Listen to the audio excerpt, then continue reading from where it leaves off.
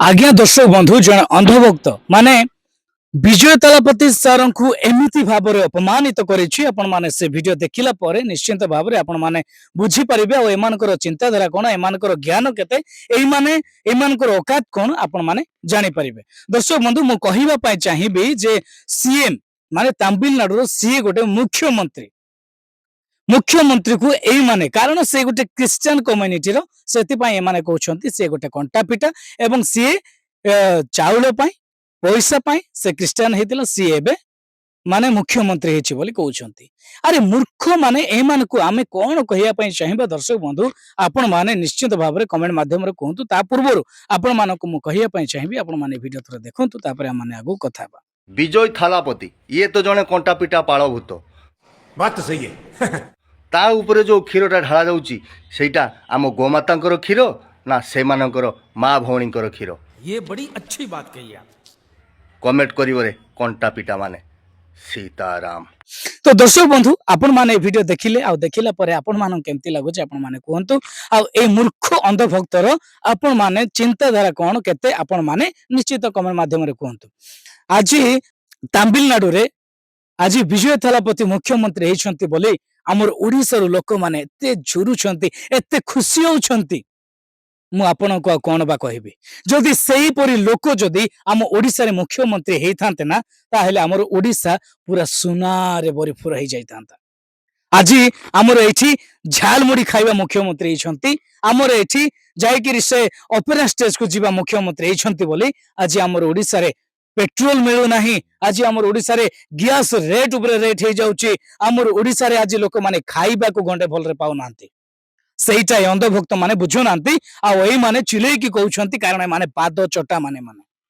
आ ए माने विजय थालापति को माने क्रिश्चियन कम्युनिटी से बोली माने अपमान करूछंती तार पादर धूली सहित विश्वमान नाही ए माने। अरे ए पर किछि खळ प्रकृतिर लोक माने हम ओडिसा रे अछंती बोली आज हमर ओडिसा एते तळे आ ए माने एते अपमान करूछंती विजय थालापति को आ ए माने आसुछंती एटे ज्ञान देखेबा पाए ए मानकर औकात आपण माने देखिकी जानि पारुथिबे। हाँ ए माने खाली आमर ओडिसा रे दंगा सृष्टि करिबा आमर ओडिसा रे खराब विषय वार्ता देबा खराब विषय लोक मान को पाखरे पहुंचेबा ए माने से विषय ही जानती। ए माने केबे भी जानती नाही जे आम ओडिसा रे गोटे भलो विषय हो जो माने अशिक्षित अछंती से माने शिखि जानतु जो माने बुद्धिजीवी अछंती से मान कोठु भी किछि लोक माने जो माने जाननांते से माने जानंतु आमर ओडिसा गोटे परिवर्तन हो आमर ओडिसा रे गोटे भलो विषय हो सेईटा ए माने जानिबा पई केबे भी चेष्टा करंती ना कारण ए माने से गोबर खाई खाई मुंडरे खाली गोबर भर्ती कि अछि आउ सेति पई माने सेई ज्ञान धरिकी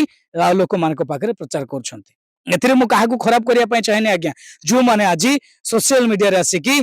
बकबक होछंती आउ लोक मानक खराब वार्ता दउछंती खराब विषय सिखौछंती मु सेई मानकू कहिया पई चाहिबी। आ मु आपण मानक अनुरोध करिबी जे आपण माने निश्चित भाव रे कमेंट माध्यम रे कहंतु जे एई माने जो कहउछंती ए विषय कोन ठीक। आज जोटा कि हमर ओडिसा रे इलेक्शन हेबा पूर्व भोट हेबा पूर्व सरकार अनेक विषय शपथ नै कि कहला बोलिया कहिथिला अनेक विषय कहिथिला आज गोटे भी से विषय सफल करिनी किंतु लोक मान को बरम हैरान करिबारे लागि छि। एबे जूठी गले भी आपण माने लाइन गैस आनी गले भी आपण माने लाइन लगे कि आनी जिबे आ आपण माने जदी जाई कि तेल पकेबे बोले पूरा लाइन लगे कि आपण माने तेल आनी आगु पड़िबो आ जिंस किनिले तो आपण माने जिंस किनिया के परिबे नै गोटे गरीब लोक गरीब हेई कि ही मरिबो आ जो माने धनी से माने कोटी कोटी टंका बाड़े कि से माने रहउछंती।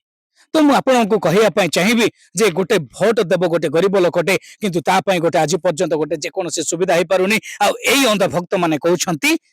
जे हमर ओडिसा रे सरकार ठीक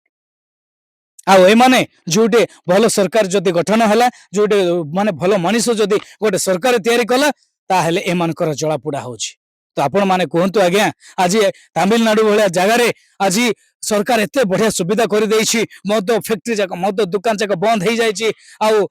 माने लोक मान को गरीब लोक मान को एते सहायता एते साहाय्य से विजय थालापति देइछंती हमर ओडिसा रे काई आ तथापि ए माने अंधभक्त माने खुशी होछंती हमर सरकार ठीक